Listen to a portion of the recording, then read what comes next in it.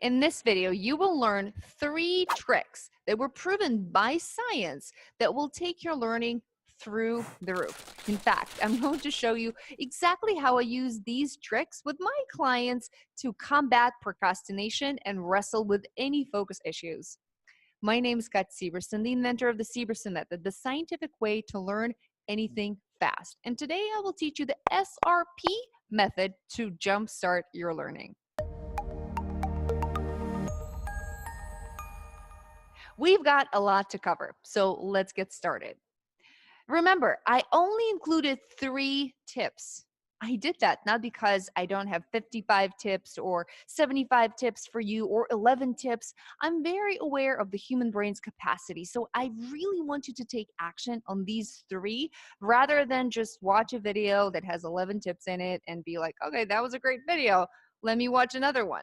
I really want you to take action on these 3 little tips. So I really want you to remember them. That's why I created an acronym. The acronym is SRP. Some of my clients have a hard time remembering the SRP part, so they think, well, SPF, SMR, MRI. So to make sure you remember SRP, I'm going to give you a visual. Picture this. It's a swan, and it's racing a penguin. Swan racing a penguin. SRP. Tip number 1 begins with S, and it's sleep.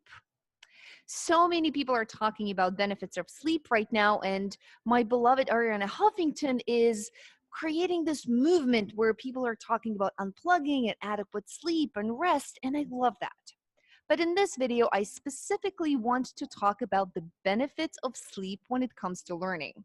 Literally, this is the first thing I look at when clients come to my office and they tell me that they're not getting the score, they're not getting the grade, or they're not getting certified. First thing I look at is their sleep. So unless they already have a calendar and they're tracking their sleep, I use my calendar. It's very simple, and I'm happy to provide the link below for you. And then we just identify the times when they go to sleep and then when they wake up. And underneath, we calculate the number of hours that they spend in bed sleeping. Those numbers go right here. They go in the circle. And if this number ends up dipping below a particular number, then we have to make a change or an adjustment. For me, it's very important that my students take advantage of their natural brain's ability. And when your brain is not getting adequate sleep, it's being affected in 2 major ways. When you're not sleeping enough, your brain is not able to concentrate or focus, so you're not as available for studying process. If you've ever found yourself circling around the room, trying to find something else to do other than studying, chances are you're not sleeping enough, and chances are your brain is not rested. Your brain is wired to protect itself and exert the minimal amount of effort. And learning, believe it or not, requires a lot of energy and a lot of calories. If your brain is not rested, your brain is going to offer you so many different activities like cleaning a room, getting something to eat, taking a shower, anything but studying, because studying is very difficult. So paying attention for a long time becomes exceedingly difficult when you're not sleeping. But not only that, lack of sleep affects your brain in a different way as well. Even if you used all of the willpower that you have left, if you made yourself study, you're not going to retain most of the information you've learned. Why? Because you're not sleeping enough. You see, when we go to sleep, our brain is actually going to work. During the time of sleep, during the second portion of our sleep, the brain is working on consolidating the memories. So if you're only sleeping for half of your normal sleep time, you may wake up and you may feel, I don't know, I'm okay, I feel good. Because in the first part of your sleep, your brain was resting your body. The brain will always prioritize for the body because the body is necessary for survival, for getting up, for running away from danger. The brain will always prioritize the body. So after 4 hours of sleep, you may get up and you're like, I'm okay, I can function. But your brain hasn't rested at all. So if you are studying for an exam, I need you to make your sleep your priority. My clients schedule the time when they're going to go to sleep, and they schedule the time when they're going to wake up. And they track their sleep time, and they see tremendous changes. So here's what we do. If we know that we only slept for 5 hours on a Thursday night, that means Friday is going to contain no studying. That means on Friday, we're not going to be taking any new information. It's kind of a day off for the brain from information and coding. But what we're still going to do is we're still going to continue reviewing and reinforcing the knowledge that we already have. So from going from sleep, then we'll go to the second tip of review. So now we're in the second tip. The important thing to understand that your brain is always trying to forget everything it learns. Your brain is very protective of the space that it has. And every time my clients leave my tutoring office, I always tell them, well, as you're walking away, as they close the door, and they're walking away to their taxi, to their car, or maybe to their subway, I tell them, scary, that they begin the process of forgetting everything that they've learned. So their job as a learner is to interrupt this process of forgetting. And we have a really clever way to interrupt this process. I actually created a separate video just on review and how to review properly. But in this video, I really wanted to include this and make you aware that your brain is not supposed to take in all the information. It's not supposed to retain. It's not a hard drive. Many YouTube videos will tell you that your brain is just like a hard drive. It is not a hard drive. Your brain changes in response to accepting new information. So today you're going to learn the SRP method to supercharge your memory. And in response to that knowledge, your brain will change chemically. And then the way I like to explain it is I like to give a visual to my clients. And I tell them that, well, you will grow a pimple per every piece of new knowledge that you create. And like all pimples do, they go away. And my clients ask me, well, Katya, how soon will the pimple go away? And as most pimples do, the more you mess with it, the longer it stays. And we want to mess with the pimple enough so it becomes a permanent fixture on your brain. So when you learn the SRP method, your brain will create a pimple. Then that pimple will get smaller by about 70% in about 9 hours. So if you're learning this video at 11 a.m. on a Monday, by next morning, you will probably lose 70% of this knowledge. And there's nothing to be sad about. It's just normal. It means that you're human. Unless you do one simple trick, you interrupt the process of forgetting. Before falling asleep tonight, if you try to think, SRP, sleep review plan. Okay, all right, I remember what this woman was talking about. You review this and then you review it again on the fourth day. Here's the thing. When you go to sleep, remember we just talked about sleep. When you go to sleep, your brain is doing consolidating. What your brain does is just literally looking at the pimples and looks at how many times have you accessed this pimple in the last 5 days. 5 days is this number that scientists have figured out according to the forgetting curve. On the fifth day, your brain will go through all of the pimples that were created 5 days ago and establish which ones need to stay and which ones need to, unfortunately, go. Most of the pimples will go unless you have accessed this pimple several times in the last 5 days. So here's the trick. Here's what we do. We review the information on the same day right before falling asleep. Right before falling asleep is kind of priming your brain for remembering this information. It's much harder than to review it during the day or right after the session. Giving yourself just a little bit of spaced repetition, and reviewing it before falling asleep is helping you remember it, but then do it again on the fourth day. We have a whole system set up. Again, I made a special video just on review, and I'm going to link it below, and I will also make it a video that will be suggested for you if you watch this video until the end.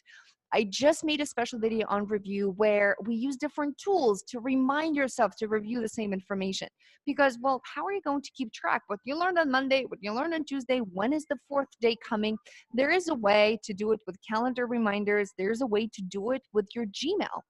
What some of my clients do, the most successful ones, before falling asleep, they take their phone out and they type in everything they've learned from memory. And then they email it to, not to me, they email it to themselves. So when they wake up in the morning the next day, this email is within their inbox. And they look over it again, they kind of refresh the memory, they review it, and then they use this app. I don't know, it's probably free still. It's called Boomerang. So they boomerang it back to their own inbox in 4 days. So this email with all of this new rules or new laws or new information appears in their inbox 4 days afterwards. So they know they have to review this information on that day. And this is how they kind of supercharge their memory. And I like to call it outsmarting your own brain. You basically fool your brain into thinking that this information is just as important as your name or your address. So your brain will put this little pimple right here, which there's an unlimited space here so that this information is available to you later. But for a review, one of the main takeaways, if this sounds crazy, I know this works for me, maybe it doesn't work for you guys, but personally, I really, really like this system. But if this sounds like too much, what I want you to understand from review is many of you have heard this phrase, as soon as the person is born, you slowly start dying. Some people die faster, some people die slower, some people take a really long time, but you slowly become dying. I want you to think of the same way about learning. As soon as you're done learning, you slowly begin forgetting. And as a good learner, your job is to interrupt that process of forgetting by doing frequent review. So now let's go to the third part of our SRP method. Sleep, review, stands for plan. Let's go talk about planning. So in an SRP method, there is a P letter that stands for planning. Planning is a big deal when it comes to preparing for a standardized test or exam or certification. Why is that? My most successful clients are really good friends with their calendar. Not only do they plan their going to sleep time and their wake up time, so they're keeping track of their sleep, but they're also really keeping track of their assignments. Let me use an example. This is a to-do list from one of my clients. This is an actual to-do list. I was writing this as he logged into his school portal, and he just outlined everything that he needed to do for this weekend. Complete 12 math problems, read and annotate 37 pages from this book, finish an essay on the poem, redo a chemistry lab, memorize 15 vocabulary words, outline the essay, and research Taoism principles. 7 assignments. First thing you want to do is you want to put everything in one place. The second thing you want to do is you want to make a conscious decision how long each assignment will take. This is a big shift. There's a big difference between waiting to see how long an assignment will take you. I don't know how long it will take me to prepare for this exam. Make a conscious decision. How long will it take you? Will it take you 4 hours? Will it take you 30 minutes? Will it take you 16 hours? Instead of waiting to see, you decide. At first, some of my clients are a little bit uncomfortable with it, but then they fall in love with it. So here's what you do. After you put all of your tasks in one place, then you put a number in a circle next to that. So let's say complete 12 math problems will take you 25 minutes. The reason I say 25 minutes, it's my favorite timer, Pomodoro timer. By the way, made a totally special video for you on timers and Pomodoros. I will obviously link this below, but I also will make this a suggested video as well. So we have 2 suggested videos, one on review and one on Pomodoros. So make sure you watch those. Those are fantastic. And Pomodoro is something that some of my clients really fall in love with, and they start to estimate their time in Pomodoros. Some people prefer regular hours. Be my guest. But making that decision is really key. So you put all of this, and roughly, if you add up all of this time, it will take you 7 hours to complete all of your homework. Okay, great. But you have all Saturday and all Sunday. Well, if you really look closely at your calendar, you don't really have the whole Saturday and the whole Sunday because, well, on Saturday, you're going to practice and then you're going to this group thing that you need to attend, and then your friend is coming over. She's coming over, but not only that, she's actually staying over for a sleepover. So it's very unlikely that you're going to do any homework on Saturday. Totally fine. You don't have to be doing homework every day. You can skip Saturday, but what about Sunday? Should you be careful about scheduling Sunday?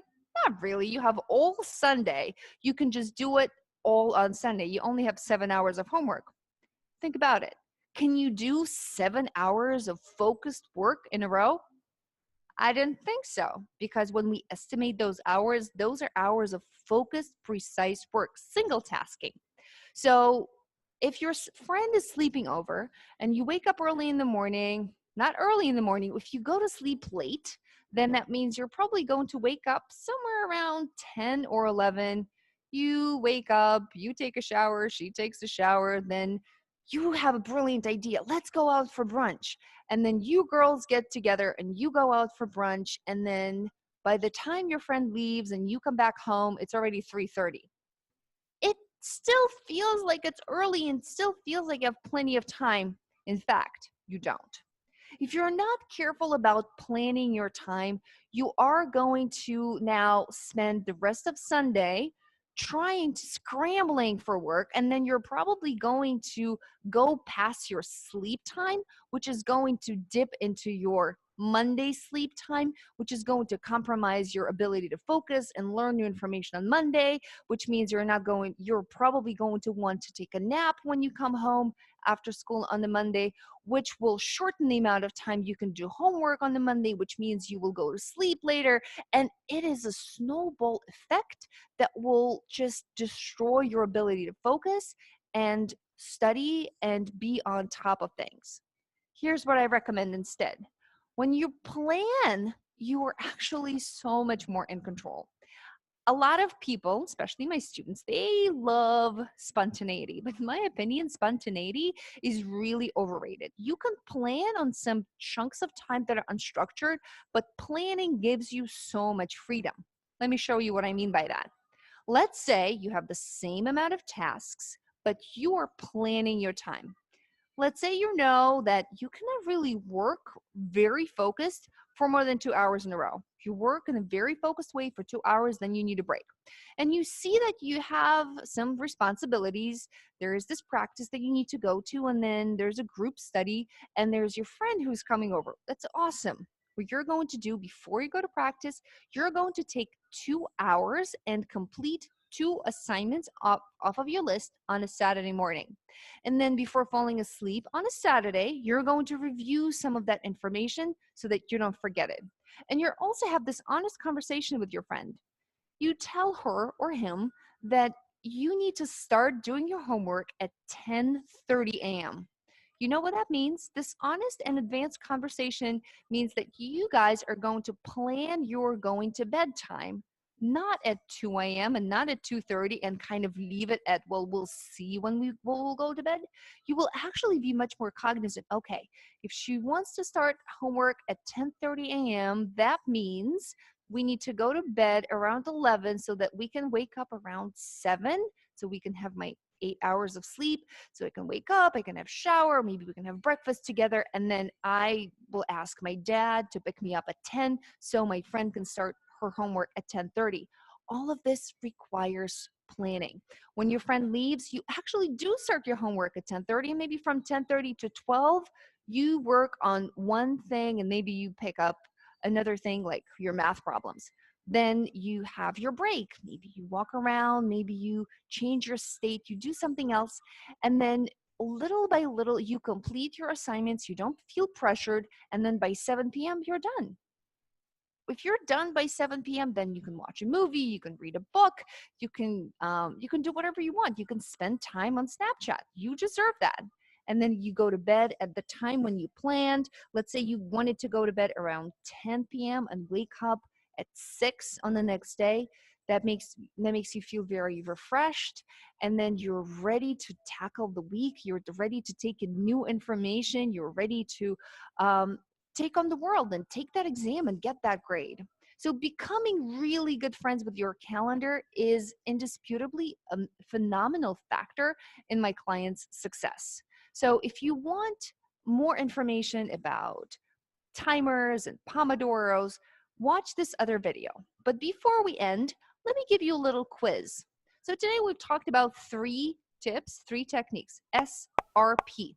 Do you still remember what SRP stands for? Can you just say it out loud? I also mentioned when I talked about the first tip, I talked about how it is important to not make your sleep time dip below a particular number. Do you remember how many hours that was? If you said 6, great job. If your sleep time dips below 6 hours, just fine. Life happens. I understand. What is it that I recommend that you don't do on the following day? Let's say from Friday night to Saturday night, you only slept for 5.5 hours. What would I recommend you not do on a Saturday? I would recommend that you not take in any of your new information. But what do I recommend that you do instead? I recommend that you review everything that you already know. So if you just take these 3 tips close to heart and apply them to your learning, I guarantee you, you will see dramatic changes in about a week. Let me know how you're doing. Let me know what SRP stands for in the comments below. And don't forget, every month we will be picking one person who's commenting to get on a private session with me. If you don't live in New York City, we can get on a private session on Zoom. But if you do live in New York City or tri-state area, I'm happy to have you at my office, and I'm happy to help you with any of your exam issues. Let me know what exam you're preparing for if any of my tips have helped you. Thank you, and I will see you in the next video.